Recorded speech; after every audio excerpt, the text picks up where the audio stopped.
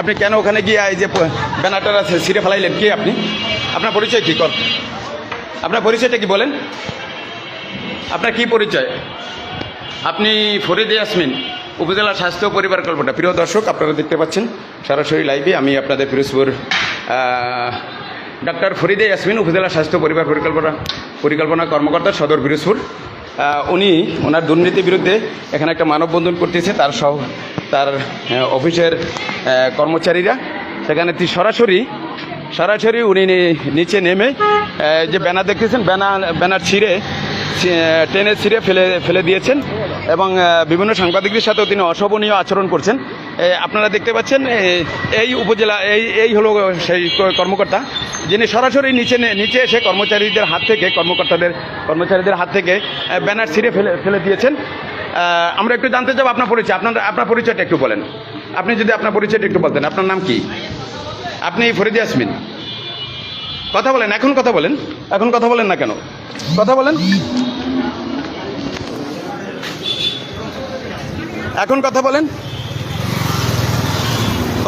আপনি কেন এনাদের ব্যানার এখান থেকে ছিঁড়ে ফেলে দিয়েছেন বলেন?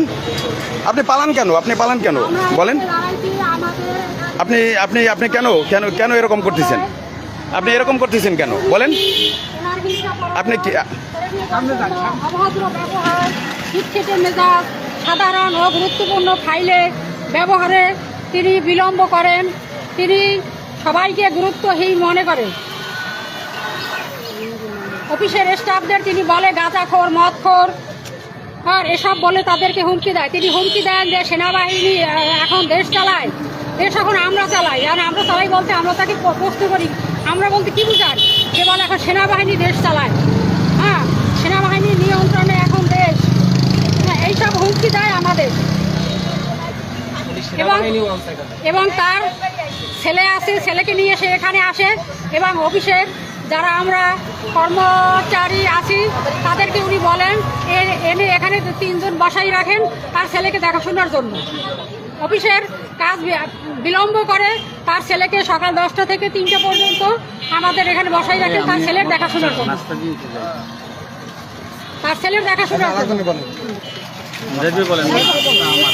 প্রিয় দর্শক, আপনারা দেখতে পাচ্ছেন যে পিরোজপুর কর্মকর্তা সুলভ আচরণ অদ্যাবধি আমাদের সাথে কখনো করে নাই। ফরিদে ইয়াসমিন, আমরা সরকারি কর্মচারী, আপনারা দেখছেন গুরুত্বপূর্ণ দায়িত্ব আমরা পালন করি। বাচ্চাদের এবং মহিলাদের টিকা প্রোগ্রাম আমাদের উপর নির্ধারিত, কিন্তু উনি ওনার ইচ্ছা মতোই আমাদের সাথে ব্যবহার করে। আমাদের কর্মচারীর যে সাধারণ সুবিধা আছে, সাধারণ ছুটি আছে, আমার এক কলিগের বাবা অসুস্থ,